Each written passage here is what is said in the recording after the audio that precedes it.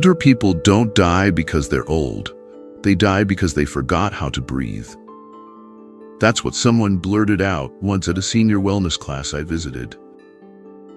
Now, I know, it sounds dramatic, maybe even absurd. But as the room went quiet, a few people nodded. Because in that wild little sentence, there was something real. Welcome, my friends, to another video from Buddhist Wisdom for the Elderly, your calm little corner of the internet where we blend a little science, a little spirituality, and a dash of humor to help you age like a bodhisattva, with better posture and less foot fungus. Now let's go back to that idea that we don't age by years, but by the weight of what we neglect. Do I agree? Well, not entirely, but I'll tell you this, it's not always time that makes us feel old. Sometimes it's just buildup. Not just emotional buildup, though heaven knows we've got plenty of that, but physical, biological, unwashed buildup. In the forgotten corners of our body, your armpits, your belly button, your tongue, your nose. Yes, your nose, the grand central station of breath, bacteria, and spiritual awakening, if you clean it, that is. Let me ask you something a little awkward. When was the last time you really cleaned your nose? Not just wiped it, not just blew into a tissue while hoping no one noticed. I mean, really gave it love? Most of us never do. And yet, this simple little act, the cleansing of the nasal passages, might just be the key to better sleep, clearer thinking, and a whole lot more energy. So today, we're diving deep into 7 parts of your body that are silently shaping your health, whether you pay attention to them or not. Parts that are often left out of hygiene routines, forgotten until they hurt, smell funny, or fall asleep during church. But these parts, they matter because they carry you, they connect you, and they still need you. And if you stick around, part 6, the nose, is the one you do not want to miss. Because what we'll reveal there isn't just about clearing out congestion, it's about clearing your breath, your sleep, your presence. It's about breathing deeply again, not just air, but life. And in Buddhism, breath is everything. Breath is awareness in motion. So don't skip ahead. Let yourself arrive, one body part at a time. If this video brings you a laugh, a tear, or a reminder to finally buy that tongue scraper, we'd love it if you'd like, subscribe, and help us reach 1,000 subscribers. That support gives us the motivation to keep making real, respectful, and slightly ridiculous content to help elders like you feel vibrant, seen, and spiritually supported. So my friends, welcome. This isn't just about hygiene. It's about presence, about cleaning with kindness, about waking up to the places we've forgotten, and remembering that they too are sacred. Because as the Buddha said, to keep the body in good health is a duty. Otherwise, we shall not be able to keep our mind strong and clear. Let's begin with breath, with laughter, and with a little soap. Part 1, the hands, the echo of a lifetime and a mirror of the mind. Let's talk about hands. Not just any hands, your hands. Those time-worn, story-filled, beautifully wrinkled mitts that have opened jars, held babies, waved hello, said goodbye, built houses, ruined soufflés, and maybe slapped a few well-deserved bottoms along the way. Your hands have lived. They've done more for the world than your Wi-Fi ever will. And yet, how often do we really notice them? Or care for them with any kind of love? Most people, especially in older age, treat their hands like tired tools. Lotion? Maybe. A rinse? If they're sticky? A massage? Only if you're at a spa and someone gave you a gift certificate. But beyond that, they're just there. But the truth is, your hands are not just tools. They are mirrors of the mind, maps of memory, instruments of karma. The Buddha held his hands in sacred mudras, hand gestures that spoke without words. The Abhaya mudra, palm facing outward, means fearlessness. The Dhyana mudra, palms resting in the lap, means concentration. Every finger, every gesture carries meaning. And if the Buddha paid attention to his hands, so should you. Let me tell you about Frankie, a former mechanic turned part-time philosopher I met at a senior center in Arizona. He had these beautiful beat-up hands, like 2 old oak trees. scarred, strong, and honest. One afternoon, we were peeling oranges together, and he said, "You know, I never thought my hands would outlive my knees, my back, and 2 ex-wives. But here they are, still peeling fruit, still showing up." Frankie had developed arthritis. His fingers stiffened in the mornings. He said he used to curse them. Until one day, during a meditation group, someone gave him a small bottle of sesame oil and said, "Massage your hands like you're thanking them." So he did. Every night, just 5 minutes, nothing fancy. And after a week, his pain lessened. After 2 weeks, his attitude changed. He started calling them his gentle beasts. That's the transformation.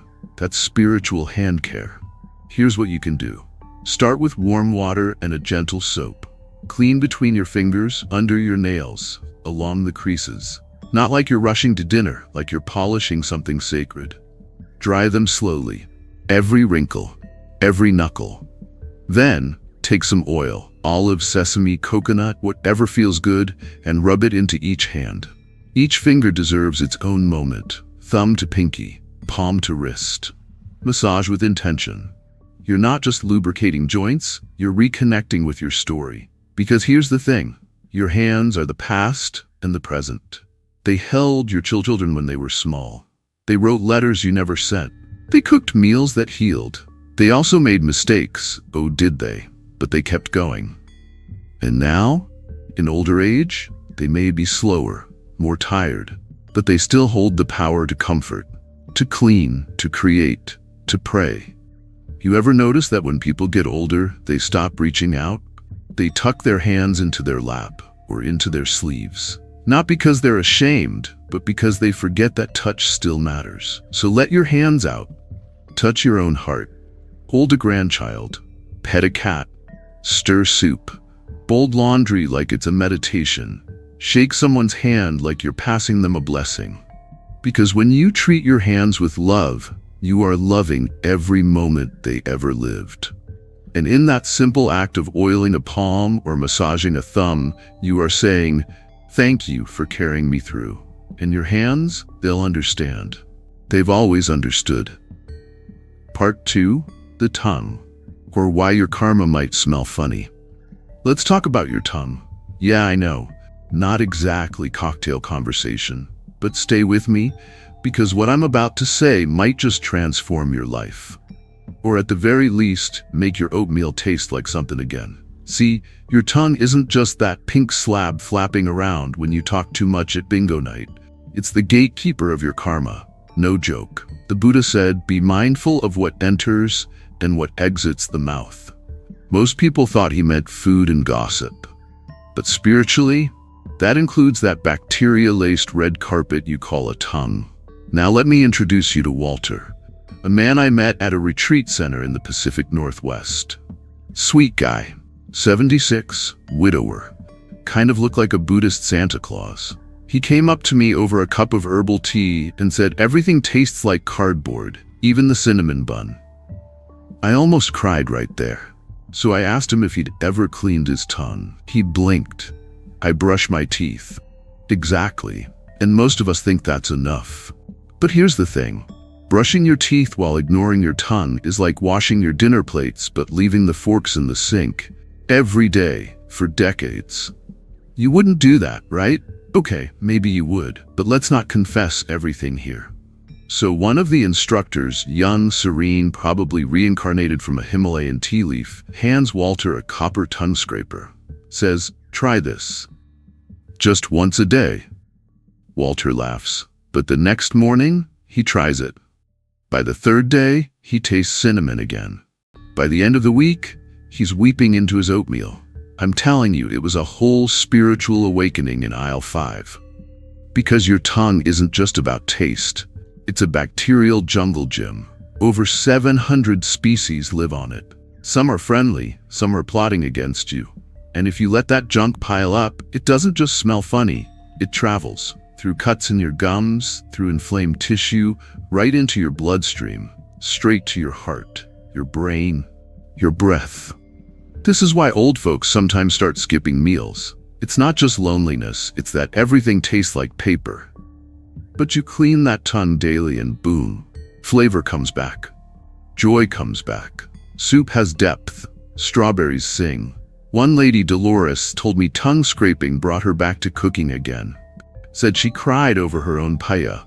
I say, that's better than any yoga class. So here's the takeaway, dear wanderer of the cosmos. Get yourself a tongue scraper, or use a soft toothbrush if that's what you've got. Gently scrape from the back to the front. 3 times is plenty. No need to sandblast. Do it every morning, maybe at night too if you're feeling fancy. And while you do it, breathe, smile, maybe even whisper thank you. Because this isn't just hygiene, this is a spiritual practice disguised as dental care. Scraping your tongue is like clearing the altar before lighting the candle. You're making space for flavor, for breath, for laughter, for life. And don't worry if you gag a little at first. That's just your ego leaving the body. Part 3. The armpits. The funky little spiritual drain pipes. Let's get into it. Armpits. Not exactly the stuff of enlightenment, right? I mean, nobody's writing love poems to their underarms. There are no yoga poses called armpit of the goddess.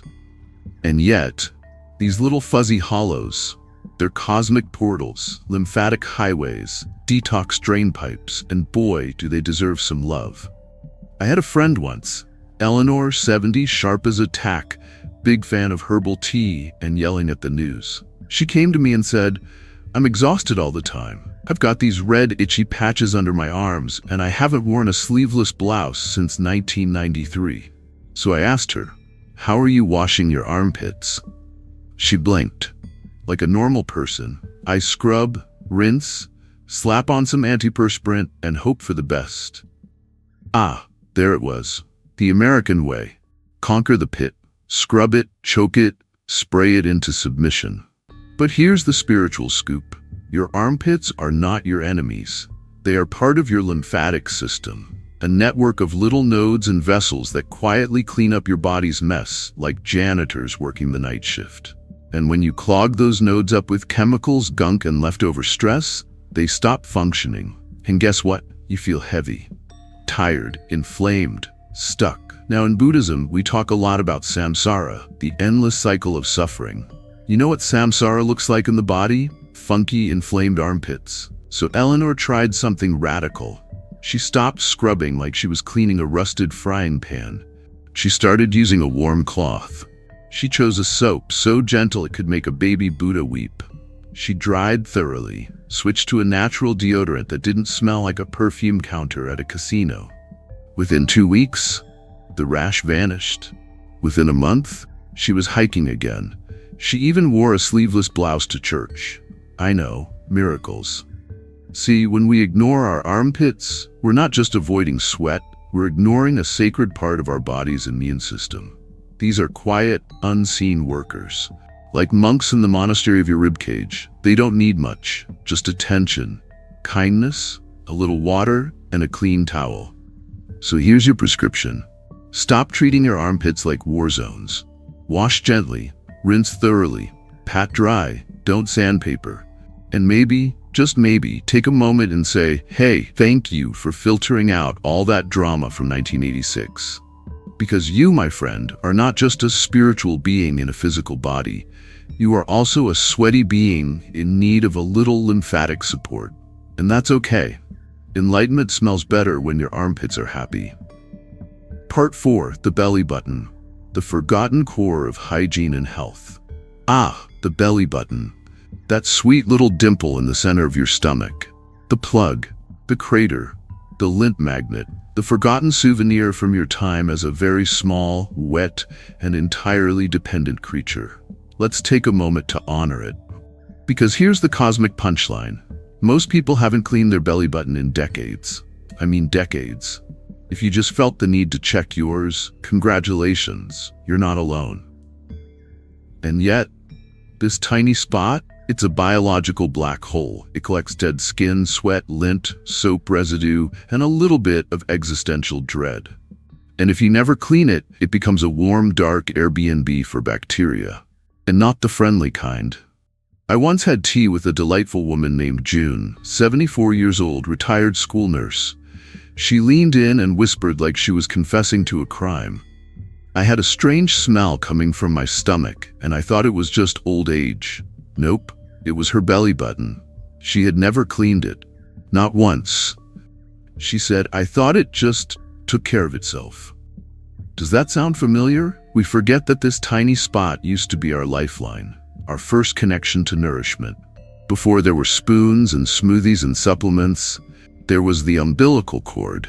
That cord plugged us into life itself. And now what do? We ignore it, cover it with a waistband, occasionally notice a piece of fuzz and flick it out with mild concern. But cleaning it, giving it thanks? Not a chance. So let's shift the story.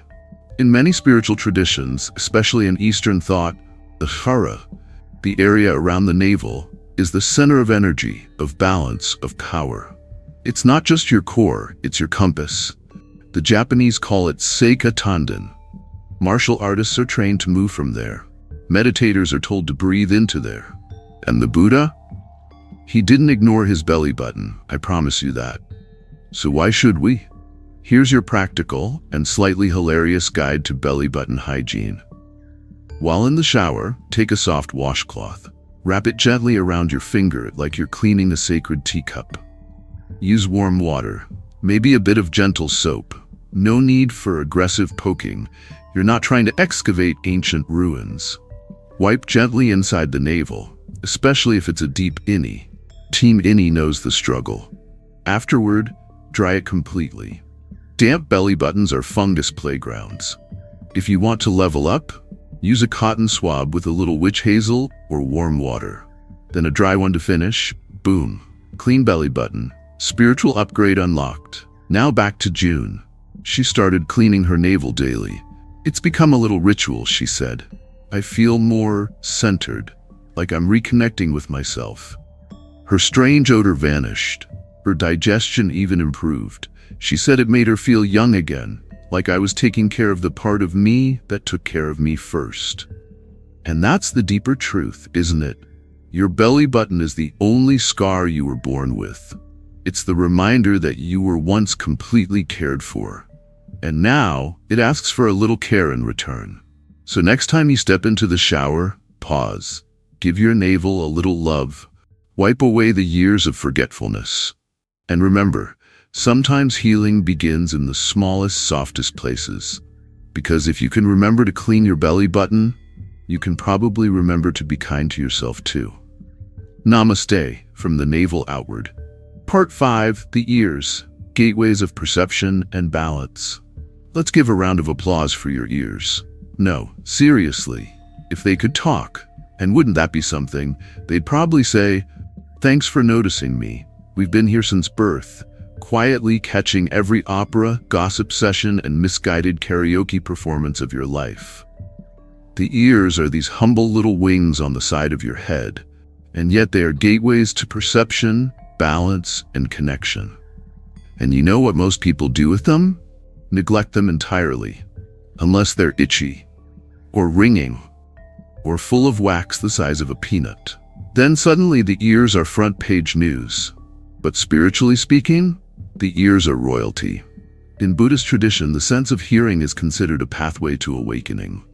The great Bodhisattva Avalokiteshvara didn't meditate on sight or breath. He attained enlightenment by listening. Deep, inner listening. So what happens when your ears are full of junk? Well, then you can't hear much of anything.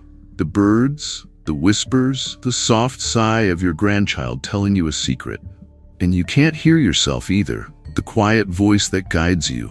The one that says, slow down, or you still matter. Let me tell you about Lois. She was 81, retired music teacher known for her beautiful piano hands and the fact that she could name any composer by ear until her hearing started to fade. She thought it was just age. I'm old, she shrugged. It's normal. But it wasn't just her ears that were shutting down. Her world was getting smaller. She stopped attending concerts. She stopped going to church. It's embarrassing, she said. I can't hear anything properly anymore. Turns out, she had a blockage of wax so deep it looked like it was planning to retire in there. Her doctor did a quick, painless cleaning, and you know what she said afterward? I heard my own breathing. I forgot what that sounded like. And then she cried. It's easy to laugh about ears, but the truth is, hearing loss, especially when ignored, leads to loneliness, confusion, even memory loss. Studies show that untreated hearing problems can accelerate cognitive decline in older adults. Not because your brain is broken, but because it's working too hard just to keep up. So if you're walking around half listening, half hearing, nodding and smiling when you have no idea what someone said, don't worry. We've all been there. But you don't have to stay there. Let's make a sacred little ritual for your ears. In the shower, gently clean around the outer ear. Not inside. The inner canal is self-cleaning, unless it's not, and then that's your cue to get it professionally looked at. After bathing, dry carefully behind the ears and around the lobes. Dampness equals mischief. Massage gently around the jawline, behind the ears, even the earlobes. Not because it cures anything, but because it feels good and gets the lymphatic juices flowing. If you're feeling brave, sit in silence. Just listen. To the birds, to the wind, to the dishwasher, to your breath. Because hearing isn't just about sound, it's about presence. And ears?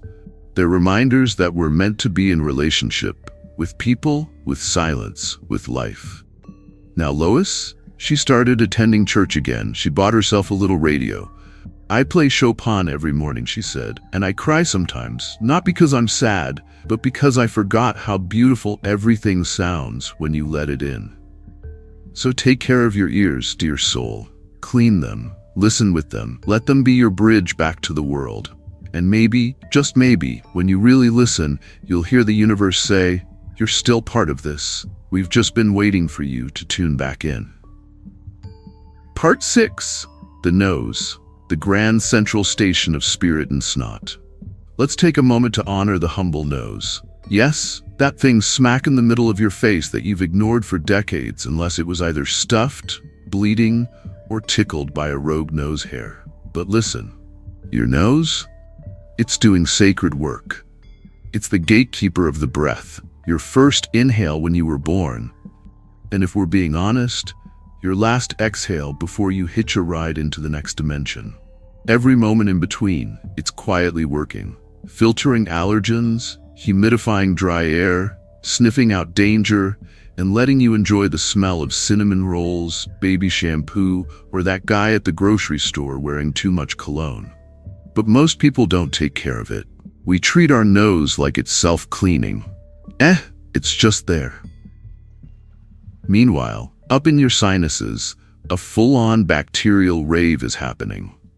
Your nasal passages are crammed with dust, pollen, mucus, and leftover karma from the Nixon era.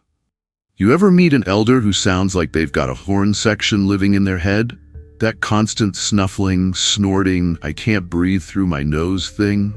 That's not just a nuisance. That's your body waving a white flag. Now in yoga, in Buddhism, in just about every tradition that talks about spirit and body, they all say, the breath is the bridge between the body and the mind. But how can you cross that bridge if there's a pileup at the toll booth? Let me tell you about Bernard, 78, former high school gym coach, tough as nails.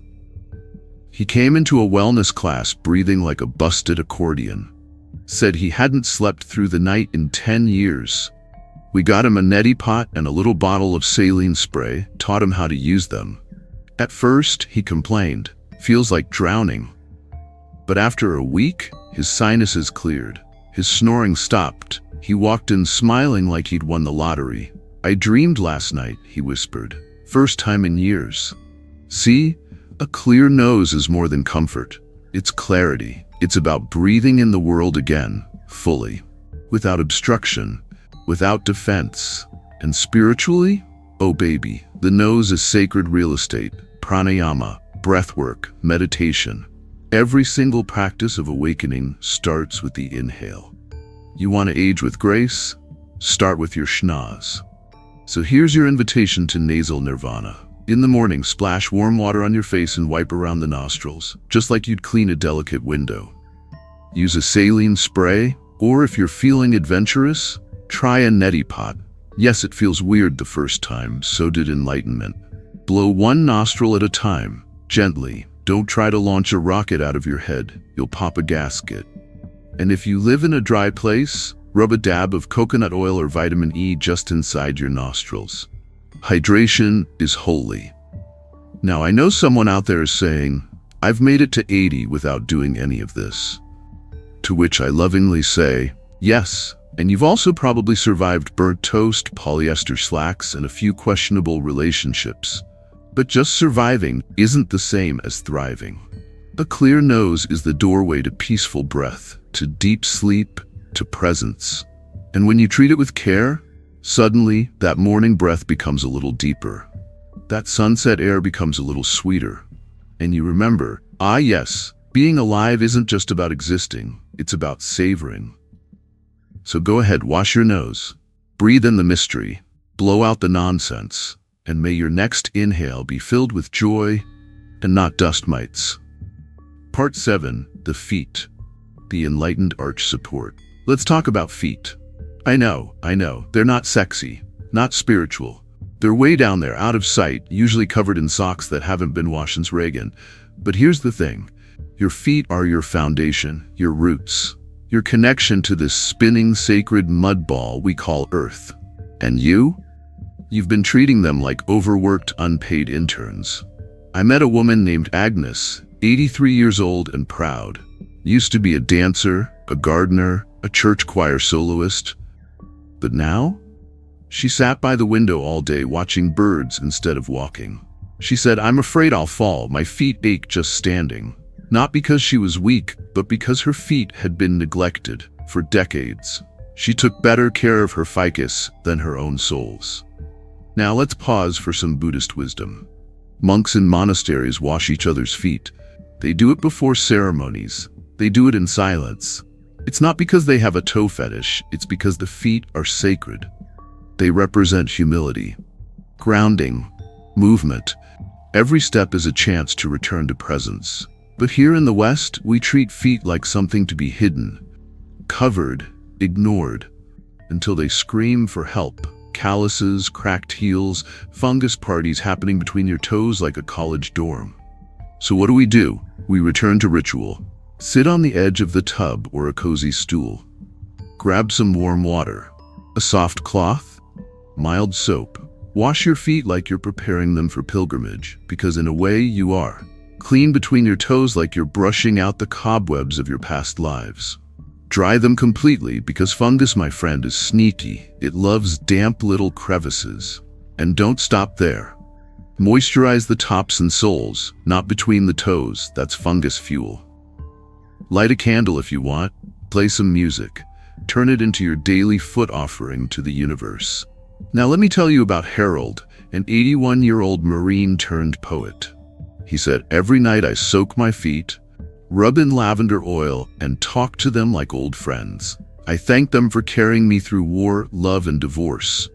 Then I apologize for every bad shoe I ever made them wear. That, my friends, is enlightenment. Because when you care for your feet, you're saying, I still walk this earth. I still have places to go. I am still here.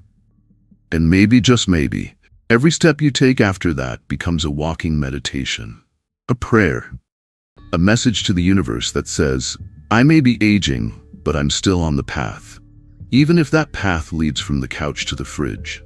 Well, here we are. We've scrubbed, massaged, wiped, scraped, oiled, and rinsed our way through 7 very personal, very peculiar, and very important parts of this aging temple we call the body.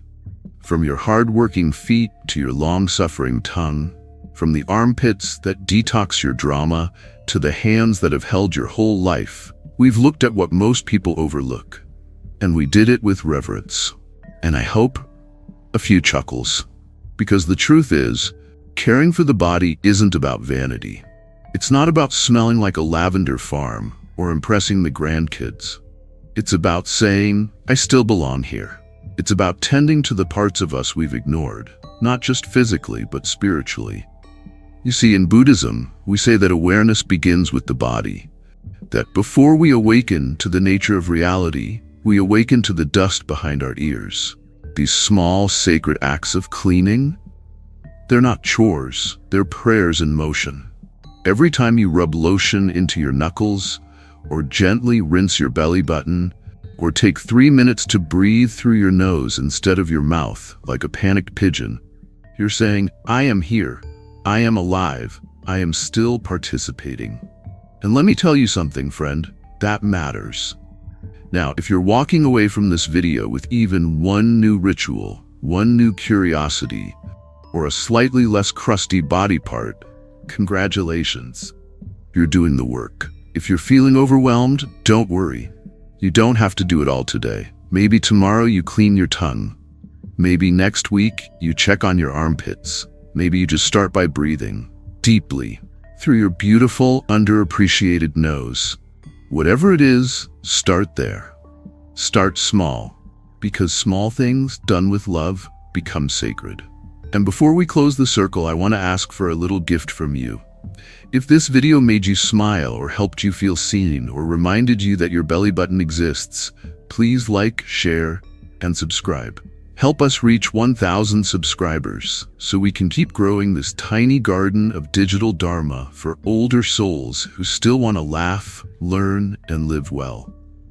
You are the reason this channel exists, and your support is the gentle breeze that keeps the prayer flag of Buddhist wisdom for the elderly fluttering. So thank you for showing up, for staying present, for remembering that you are still very much on the path. And if nobody's told you lately, your body is not something to hide, to shame, or to apologize for. It's a holy vessel, still worthy of care, still capable of joy, still alive with the breath of the universe. Now go wash your feet or doubt. But whatever you do it with a little love. Until next time, keep smiling, keep breathing, and as always, be here now.